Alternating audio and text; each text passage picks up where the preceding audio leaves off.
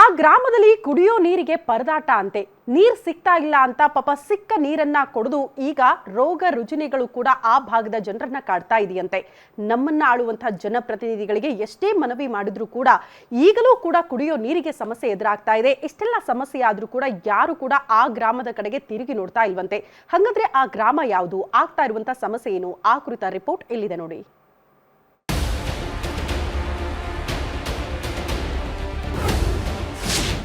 ಇಡೀ ಊರಿಗೆ ಪೂರೈಕೆಯಾಗ್ತಿದೆ ಕೊಳಚೆ ನೀರು.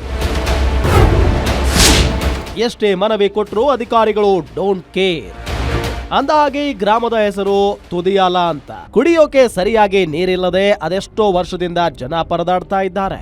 ಬರೋಬ್ಬರಿ 40 ಕುಟುಂಬಗಳಿದ್ದು ಗ್ರಾಮಸ್ಥರು ಕಲುಷಿತ ನೀರನ್ನೇ ಅಡುಗೆ, ಸ್ನಾನ, ಕುಡಿಯೋದಕ್ಕೆ ಎಲ್ಲದಕ್ಕೂ ಬಳಸ್ತಿದ್ದಾರೆ. ಶಾಸಕಿ ನಯನ ಮೋಟಮ್ಮ ಅವರು ಪ್ರತಿನಿಧಿಸುವ ಚಿಕ್ಕಮಗಳೂರು ಜಿಲ್ಲೆಯ ಮೂಡಿಗೆರೆ ಕ್ಷೇತ್ರದ ಈ ಗ್ರಾಮಸ್ಥರ ಗೋಳು ಹೇಳತೀರದಾಗಿದೆ.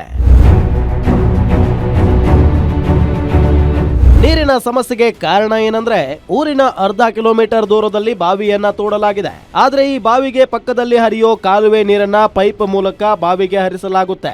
ಅದೇ ನೀರನ್ನ ಮೋಟಾರ್ ಮುಖಾಂತರ ಟ್ಯಾಂಕ್ಗಳಿಗೆ ಹರಿಸಲಾಗ್ತಿದೆ. ಇದರಿಂದ ನಲ್ಲಿಯಲ್ಲಿ ಮಣ್ಣು ಮಿಶ್ರಿತ ನೀರು ಬರ್ತಿದೆ.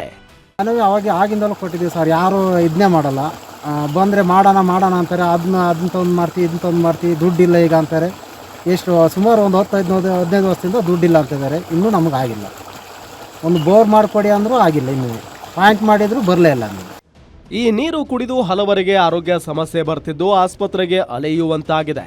ನಮಗೆ ಶುದ್ಧ ಕುಡಿಯುವ ನೀರು ಕೊಡಿ ಅಂತ ಹಲವಾರು ವರ್ಷಗಳಿಂದ ಜನ ಮನವಿ ಮಾಡುತ್ತಲೇ ಬಂದಿದ್ದಾರೆ. ಆದ್ರೂ ಇವರ ಸಮಸ್ಯೆಯನ್ನ ಕೇಳೋರೇ ಇಲ್ಲ. ಬೋರ್ಡ್ ನೀರು ಅದನ್ನ ಕುಡಿಯೋದು ಒಂದು ವಾರ ಚೆನ್ನಾಗಿದ್ರೆ ಒಂದು ವಾರ ಚೆನ್ನಾಗಿರಲ್ಲ. ತಲೆನೋವು, ಶೀತ, ಜ್ವರ, ನಾವೇನ್ ಮಾಡೋದು, ಮಲ್ಲಿ ಬಟ್ಟೆ ಕಟ್ಕೊಂಡು ಅವು ಸೋಸ್ಕೊಂಡು ಕುಡಿಯೋದು.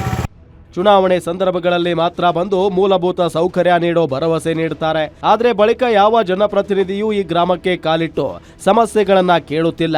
ಇನ್ನಾದ್ರೂ ಅಧಿಕಾರಿಗಳು ಎಚ್ಚೆತ್ತುಕೊಂಡು ತುದಿಯಾಲ ಗ್ರಾಮಸ್ಥರ ಸಮಸ್ಯೆಗೆ ಸ್ಪಂದಿಸಲಿ ಅನ್ನೋದೇ ನಮ್ಮ ಆಶಯ. ಭರತ್ ಬೆಟ್ಟದ ಮನೆ, ಗ್ಯಾರಂಟಿ ನ್ಯೂಸ್, ಚಿಕ್ಕಮಗಳೂರು.